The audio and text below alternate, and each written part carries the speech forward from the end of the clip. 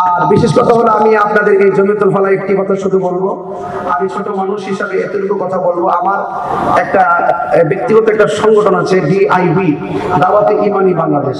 আমি এটার মধ্যে একটা বাক্য আছে, সেটা হলো মাইনাস নয় মেনেজ চাই, হিংসা মুক্ত সুন্নাত চাই। কথা কি ঠিক আছে ইনশাআল্লাহ? আমি চাই আমরা সবাই মিলেমিশে সুন্নিয়তটাকে আরো অনেক দূর এগিয়ে নিয়ে যাব। আমি দেখতেছি গত কিছুদিন ধরে, গত কয়েক বছর ধরে দেখতেছি অনেক বাতিল, অনেক হিন্দু যেমন কালিমা পড়ে মুসলমান হতে দেখেছি, আবার এটাও দেখেছি অনেক বাতিল আমাদের সুন্নি আকীদা গ্রহণ করে তারা বাতিল পথ ছেড়ে দিয়ে সুন্নি হয়েছে। কিন্তু আমি শঙ্কিত, চিন্তিত এবং আমি আশাবাদ হয়েছি, সেটা হলো আমাদের অনেক সুন্নি যারা আমরা আছি, আমাদের মধ্যে অনেক ডিভাইড লক্ষ্য করছি, যেখানে আমরা বিভিন্ন বাতিলরা আমাদের কাছে এসে বিভিন্ন আকীদা গ্রহণ করে সুন্নি হচ্ছে। আমাদের সুন্নিদের অনেকে বিভিন্নভাবে বিভিন্ন কারণে অবস্থার প্রেক্ষিতে ভিন্ন দিকে ডাইভার্ট হচ্ছে। আমি আশা করব আমরা নিজের যেন আমরা ভাগ না হয়, নিজেরা যেন ভাগ না হয়, ঠিক কিনা বলেন? আমি মনে হয় জাফর স্যারের একটা বক্তব্য শুনছিলাম আজকে আসার পথে, হযরত আমির মুয়াবিয়া রাদিয়াল্লাহু সম্পর্কে আপনি মানে একটা বক্তব্য দিয়েছিলেন, খুব সুন্দর, আমার কাছে খুব ভালো লাগছে। যে আমি অনুরোধ করব, তাই হাত রেখে বলবো, আমাদের এই দেশে ইসলাম আসছে ওলি আল্লাহর মাধ্যমে। এই আওয়াজে তো হবে না, আপনি ওলি প্রেমিকদের আওয়াজ কি বলা হয়? আমি কিন্তু আজকে ওয়াজ করি নাই, আজকে আমি আমাকে যে বিষয় দিয়েছেন এই বিষয়টা কিছু লোক সার বোঝাই গেছি, হয়তো সেটা রাতের মাধ্যমে বলতাম, সেটা ওয়াজের মাধ্যমে বোঝানোর চেষ্টা করেছি। তো আমি অনুরোধ করবো, এই দেশে ইসলাম আসছে ওলি আল্লাহর মাধ্যমে, বড় করে বলতে হবে, এই দেশে ইসলাম আসছে ওলি আল্লাহর মাধ্যমে। এবং এই দেশে অসংখ্য খানকা আছে, অসংখ্য পীরের দরবার আছে, আছে কিনা বলেন? সকল পীর মাশায়েখদেরকে বলবো, আপনারা এলাক থেকে আপনারা সারা জীবন দরবারকে যেভাবে সুন্নিয়তের মডেল বানিয়েছেন, এই মডেল যেন বিকৃত না হয়।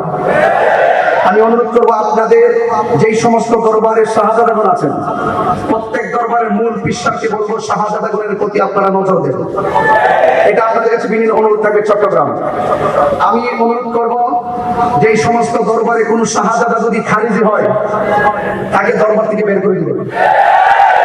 এই আওয়াজ হবে না, জোরে বলতে হবে। আমার মেজাজ সম্পর্কে আপনারা জানেন, আমি হক কথা বলতে কাউকে ভয় পেয়ে কথা বলি না, এটা বুঝতে হবে। যদি আপনার দরবারের শাহজাদা যদি খারিজি হয়, তাকে ধাক্কা মেরে বের করে দিবেন। আপনার দরবারের শাহজাদা যদি শিয়া হয়, তাকে গলায় ধাক্কা দিয়ে বের করে দিবেন। আপনার সন্তান যদি বাতিল হয়, তাকে বের করে দিবেন।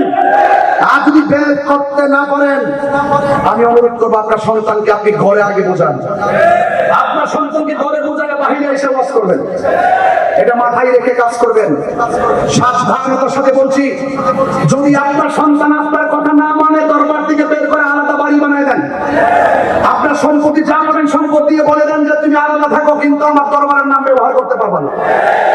আমাদের মূল দরবার, যেই দরবারগুলোকে আমরা সেলুট দেই, যেই দরবারগুলো আমাদের আকীদার দরবার, যেই দরবারগুলো ঈমানি দরবার, যেই দরবারের পীর মাশায়েখরা সারা জীবন কষ্ট করে এই সুন্নতের আকীদাগুলোকে প্রতিষ্ঠিত করেছেন, সেই দরবারে কোনো শাহজাদা যদি কোনো শিয়া আকীদা লালন করে, কোনো খারিজি আকীদা লালন করে, বাতিল আকীদা লালন করে, আমি বলবো তাদেরকে এই দরবার থেকে বের করে দিবেন এবং তাদেরকে বলবেন, তোরা আলাদা বের হয়ে যা, আমার দরবারের নাম তোরা ব্যবহার করতে পারবে না, পারবে না, পারবে না। ঠিক কিনা বলেন?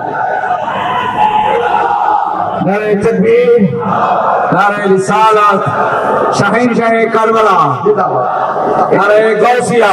এটাই হলো কারবালার চেতনা। কারবালা কোনো ঘটনা নয়, কারবালা মূলত একটি চেতনার নাম। যা আল হক ওয়া যাহাকাল বাতিল, ইন্নাল বাতিলা কানা সাহুকা।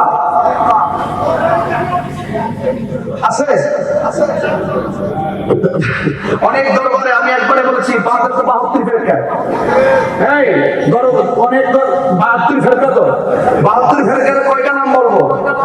যতটুকু বুঝেন, নবী বিদ্বেষী যারা, আহলে বাইত বিদ্বেষী যারা, সাহাবী বিদ্বেষী যারা, ওলি বিদ্বেষী যারা, তারা সুন্নতের নেম প্লেট ব্যবহার করে আমাদেরকে ধোঁকা দিতে পারবে না। কথা বলেন ঠিক কিনা? আচ্ছা, সবাইকে আমার কথার সাথে একমত আছেন? কারা কারা কথার সঙ্গে একমত আছেন হাত তুলে দেখান। সকালে ঐক্যবদ্ধভাবে জমিয়তুল ফালাহ থেকে আমরা ওয়াদা করলাম, আমরা সুলতানি কারবালাকে হৃদয়ে ধারণ করলাম, আমরা সোয়ানে কারবালা চেতনাকে হৃদয়ে ধারণ করলাম। আমরা আজকে ওয়াদা করলাম, কোন বাতিলের সঙ্গে, কোন বিরাটের রাসূলের সঙ্গে, আহলে বাইত বিদ্বেষীদের সঙ্গে